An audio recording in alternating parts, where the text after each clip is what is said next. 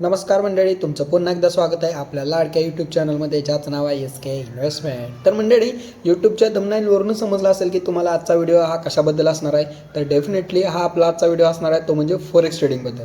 ठीक आहे, आता तुम्ही जसं की आपल्या मागच्या व्हिडिओमध्ये बघितलं असेल की फॉरेक्स ट्रेडिंगमध्ये आपण जो काय XNS ब्रोकरमध्ये ट्रेडिंग करतो त्यामध्ये आपण कशाप्रकारे ट्रेडिंग करू शकतो.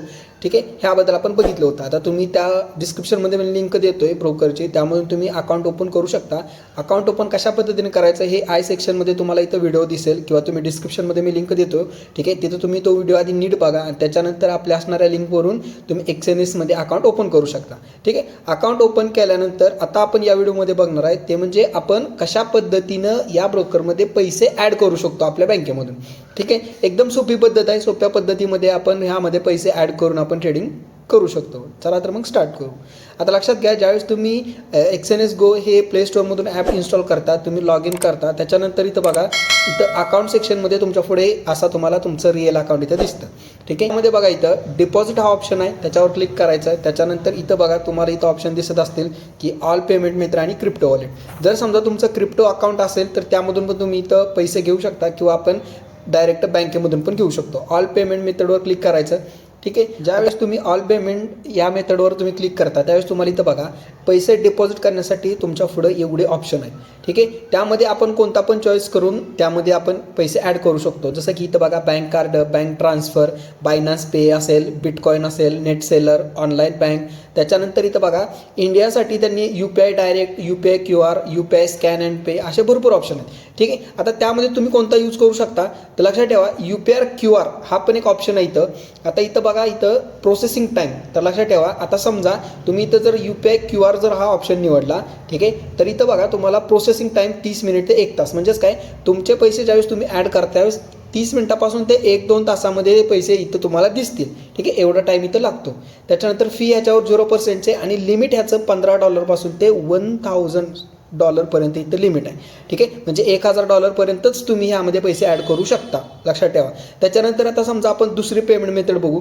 आता इथं बघा UPI scan and pay method, यामध्ये तुम्ही $10 ते $1000 ह्यामध्ये तुम्ही ॲड करू शकता.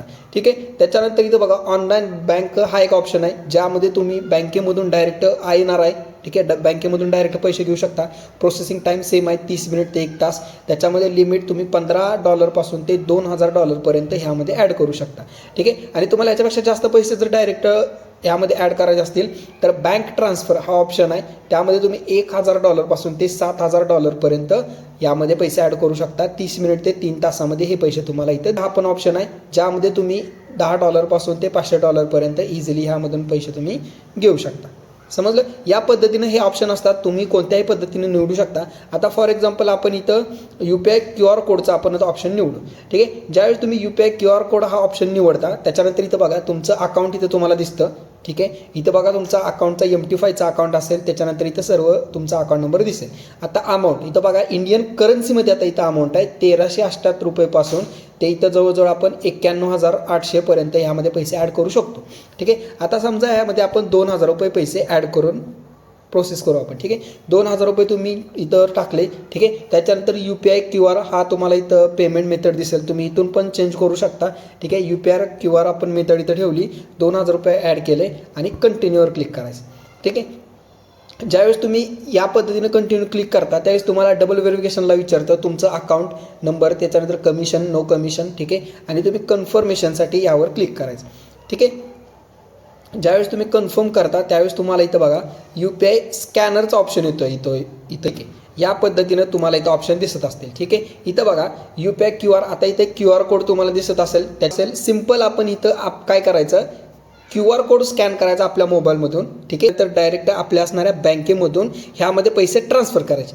ट्रान्सफर केल्यानंतर लक्षात ठेवा आपलं ट्रान्सफर करताना जी आपली रिसिप्ट असते त्या रिसिप्टवर UPI ट्रान्झॅक्शन ID, ठीक आहे, UTR ID असतो. मी तुम्हाला इथं स्क्रीनवर तुम्हाला दिसत असेल बघा. आता UTR ID कुठं असतो तो, ज्यावेळेस तुम्ही पेमेंट करता त्यावेळेस तिथं UTR ID असतो, तो ID आपण कॉपी करायचा आणि तो इथं असणाऱ्या याच्यामध्ये पेस्ट करायचा. ठीक आहे, ज्यावेळेस तुम्ही UTR ID पेस्ट करणार आणि त्याच्यानंतर इथं कंटिन्यूवर क्लिक करायचं. ठीक आहे, ज्यावेळेस तुम्ही कंटिन्यू करणार त्यावेळेस तुमचं म्हणजे फोनपेचं पेमेंट झाल्यानंतर तुम्ही UTR ID असेल रिसिप्टचा तो इथं पेस्ट करायचा आणि कंटिन्यू करायचं. ठीक आहे. कंटिन्यू केल्यानंतर काय होतं, व्हेरिफिकेशन होतं आणि त्याच्यानंतर डायरेक्ट तुम्हाला ते सांगते की पेमेंट सक्सेसफुली झालं. इथं बघा आफ्टर सक्सेसफुली पेमेंट, ठीक आहे, प्रोसेस कंप्लीट झाल्यानंतर तुम्हाला कंपनीकडून मेल येतो. त्यामध्ये सांगितलं जातं की तुम्ही या अकाउंटमध्ये असे पैसे या पॉईंट ऑफ व्ह्यूनं आपण डिपॉझिट केलेलं आहे. ठीक आहे. इथं तुम्हाला इथं 2000 रुपये इथं ॲड झालेले तुम्हाला दिसतील इंडियन करन्सीनुसार. आणि तुमच्या असणारे जे काय पैसे ते तुम्हाला आपल्या असणाऱ्या जे आपलं जे फॉरेक्सचं अकाउंट आहे त्यामध्ये तुम्हाला पैसे डिपॉझिट झालेले दिसतील. त्यामधून तुम्ही डायरेक्ट ट्रेडिंग करू शकता. ठीक आहे. या पद्धतीनं आपण फॉरेक्स ट्रेडिंगमध्ये पैसे ॲड करू शकतो. त्याच्यानंतर या पद्धतीनं फॉरेक्स ट्रेडिंगचं जे काही आपलं अकाउंट असेल एक्सचेंजचं त्यामध्ये आपण पैसे एकदम सिंपल पद्धतीने डिपॉझिट करू शकतो.